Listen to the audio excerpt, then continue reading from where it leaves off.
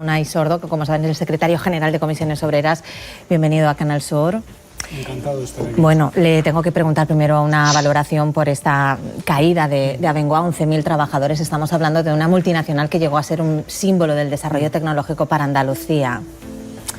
Pues sin duda una mala noticia, un problema que se venía a venir de lejos, donde las propias administraciones han cedido instrumentos de intervención, donde el sindicato ya hace un tiempo pidió una reestructuración para tratar de salvar miles de puestos de trabajo, y esta opción del preconcurso pues evidentemente augura una situación de dificultad, y veremos un poco cómo se resuelve. No es una empresa en la que ahora mismo nosotros tengamos representación, pero en todo caso pues nuestra preocupación por los puestos de trabajo y la solidaridad con los trabajadores y las trabajadoras pues está encima de la mesa, claro.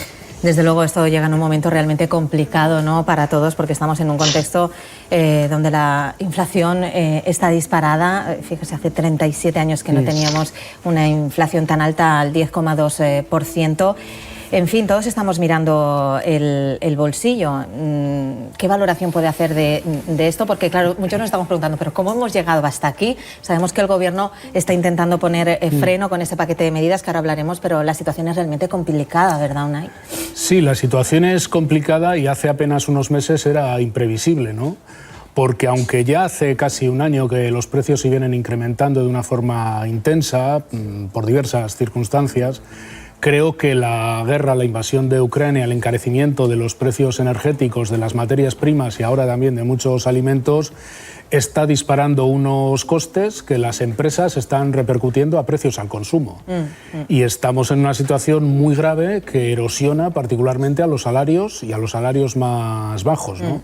Por tanto, es muy importante tomar medidas para la contención de precios. Algunas se han tomado y tendrán que desplegar efectos en los próximos meses, y también para la protección de las rentas, particularmente a través de una mejora de los salarios, que es la batalla en la que el sindicato ahora mismo está inmerso.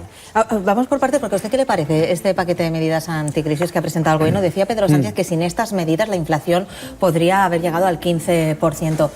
Estamos hablando de ayudas para las familias más vulnerables. Es cierto que no ha habido diálogo social, ¿no, Unai? Pero ¿ustedes qué valoración hacen y qué echan de menos?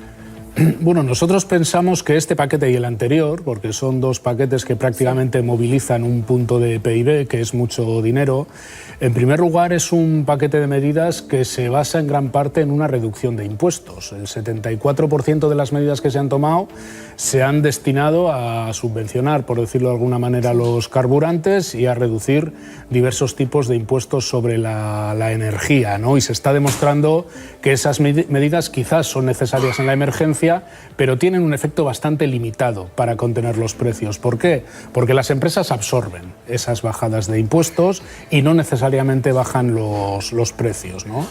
En nuestra opinión, había que tomar medidas de protección de los colectivos más vulnerables, y se han tomado, pero con una intensidad mejorable.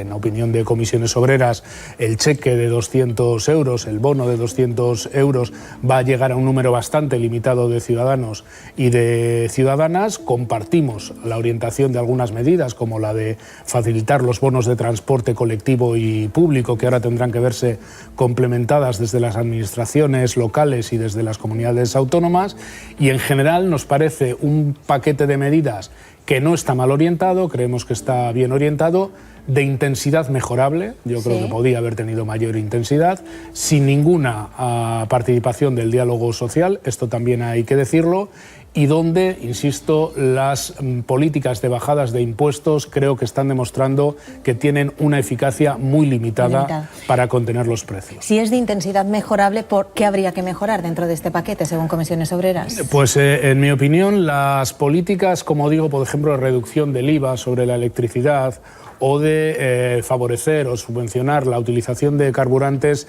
si no van acompañadas de medidas de contención de precios, como por ejemplo si se ha hecho en la bombona de butano, creo que tienen efectos muy limitados. Es decir, son medidas que hay que tomar también en el contexto europeo, en un momento en que la economía es casi economía de guerra, pues hay que ser coherente con esa situación de economía de guerra y habrá que limitar temporalmente determinados precios. Y por otro lado, yo creo que los efectos de limitar el precio del gas van a tener a partir de ahora un cierto efecto en la reducción del mix energético, y echamos en falta mayor ambición en la protección social que se ha puesto en marcha. Son medidas que hay que valorar, pero que su intensidad podía haber sido mayor. Sí, estamos, como bien está contando usted, en un momento muy complicado. Decía Pedro Sánchez también que es un momento en el que todos tenemos que ser generosos, porque esto nos afecta tanto a trabajadores como a empresarios, y se plantea la necesidad de ese pacto de rentas, ¿no? Un pacto de rentas que no acaba de llegar, no sé en qué momento se encuentra, pero es cierto que ayer Pedro Sánchez en una entrevista en televisión decía, bueno, en ese pacto de rentas habría que incluir el impuesto a las eléctricas. ¿Por dónde debería pasar este pacto de rentas? Primero por parte de empresarios y luego por parte de trabajadores también. Sí, a mí me da la impresión de que el presidente del Gobierno confunde un pacto salarial con un pacto de rentas. Un pacto de rentas tiene que conllevar un pacto salarial, pero un pacto salarial solo no es un pacto de rentas. Es decir, aquí hay que tomar medidas para que la evolución de los salarios vaya acompañada con una contención de los beneficios y de los excedentes empresariales y con medidas que tiene que poner encima de la mesa el Gobierno referidas a lo que yo antes decía, protección de colectivos más amplios de los que hasta ahora se están protegiendo y contención de precios, medidas para contener los precios. Y de configurar todas estas medidas donde se diga, oiga, ¿qué ponen los trabajadores? Sí, pero ¿qué ponen las empresas y los beneficios empresariales? Sí, ¿y qué pone el Estado? Ahí se podría configurar un pacto de rentas. Porque si no, aquí de lo que estamos hablando, o a veces da la impresión que se está hablando, es decir, oiga, pacten una devaluación de los salarios y a ver cómo salimos de esta. Y los sindicatos no estamos por la labor de pactar una devaluación de los salarios. Se están devaluando por la vía de los hechos, sí, pero estamos intentando dar la batalla a través de la negociación colectiva, porque mientras que los excedentes empresariales en gran parte se están manteniendo e incluso mejorando respecto a unidad producida, si nos comparamos con la zona euro, en un momento de inflación del 10%, en un momento de inflación subyacente del 5 y pico %, es decir, que eliminando los productos energéticos, sí, los precios que están incrementando las empresas están en el 5,5%, los convenios pactados están en el 2,47%. Por tanto, hay una pérdida de poder adquisitivo. Tenemos que mejorar esa situación salarial, por eso se está multiplicando la conflictividad en la negociación de los convenios, y si el Gobierno quiere un pacto de rentas, que nos siente en una mesa y que diga qué medidas pone el Gobierno, qué exigencias le ponemos a la patronal, y a partir de ahí hablemos también de la política salarial. Comisiones Obreras propone también incrementar el impuesto de sociedades, claro, del 5 al 10%. Correcto, bueno, no. Nosotros lo que decimos es que al menos tiene que haber un 15% de impuesto de sociedades sobre el tipo, el tipo efectivo del impuesto de sociedades, es decir, lo que grava los beneficios de las empresas, que al menos paguen el 15%, porque las grandes empresas y los grupos de empresas, el sector financiero y otros, no están llegando ni al 5% de lo que pagan de sus beneficios. Y nosotros decimos, si estamos planteando una política salarial, creo que responsable, pero de mantenimiento de poder adquisitivo de los salarios, queremos saber cómo esos beneficios empresariales no se van a distribuir entre accionistas o entre los propios dueños de las empresas, sino que van a contribuir al bien común, y esto se puede hacer a través del impuesto de sociedades. Brevemente, quería también preguntarle, tengo muchas preguntas, pero hemos estado muy pendientes todos de la cumbre de la OTAN, donde el gobierno español se comprometió a aumentar ese presupuesto en defensa al 2% para 2029. Nos dicen que, claro, estamos en un momento de una amenaza real por parte de Rusia y que hay que aumentar el presupuesto por este lado. Me gustaría saber su opinión. Yo creo que esto es bastante más complejo del relato simple que se está queriendo hacer.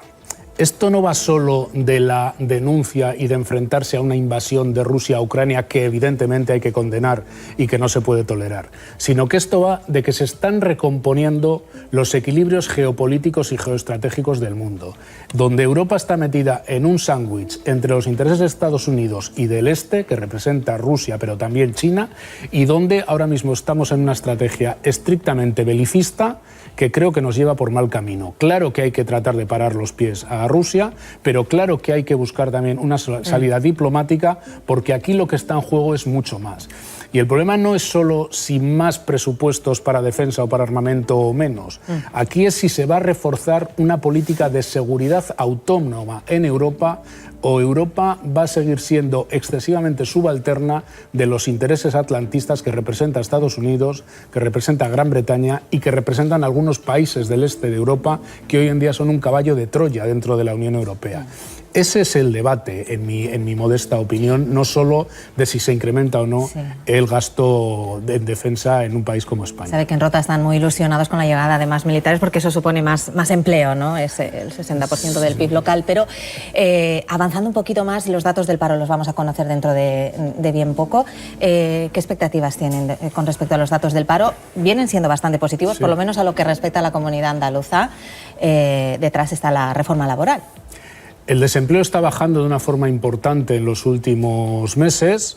Es verdad que si la economía se sigue ralentizando, antes o después afectará al empleo, pero estamos en datos históricos de cotizantes a la Seguridad Social y algo muy importante, estos datos históricos en creación de empleo son compatibles con una reforma laboral que ha multiplicado por 5 el número de contratos indefinidos y son compatibles con el salario mínimo interprofesional más alto de nuestra historia. Es decir, estamos rompiendo mantras a través de los acuerdos del diálogo social, a través de la reforma laboral pactada y a través de la subida del salario mínimo interprofesional. La previsión de empleo para el verano sigue siendo buena, creo que va a haber mucha contratación y mucha contratación indefinida, pero tampoco hay que engañarse demasiado. Si se consolida la ralentización de la economía, producto de la inflación, de la guerra y de la situación global que se está dando en el mundo, antes o después va a afectar a la creación de empleo. Claro, se nos apuntan todos los analistas a que nos viene una recesión. La verdad es que la situación es muy complicada para bastantes sectores. Estamos conociendo las protestas de los transportistas, de los agricultores. Ahora mismo en Canal Sur hemos visto cómo en La Carolina, ¿no?, en Jaén, había una protesta de tractores. Simplemente le pregunto, ¿qué análisis hace del futuro? ¿Se avecina un otoño de movilizaciones? El análisis del futuro, en mi opinión, es muy complicado porque no depende de variables estrictamente económicas, sino, como digo, de una cuestión geopolítica de mucho calado, como es una guerra y sus consecuencias. Y creo que, en efecto, si seguimos con la cerrazón patronal para mejorar los salarios y para que los beneficios empresariales se trasladen a salarios, es previsible un otoño con bastantes movilizaciones vinculadas a los convenios colectivos y que los sindicatos vamos a tratar de promover, porque creo que no es ni justo ni eficaz que esta crisis la vuelvan a pagar los salarios. Y por último, solo una última cosita, un mensaje de solidaridad con todas las mujeres, con las mujeres andaluzas en este caso, ante el último atentado machista en Dos Hermanas, una cosa absolutamente dantesca y que creo que merece una reflexión como sociedad.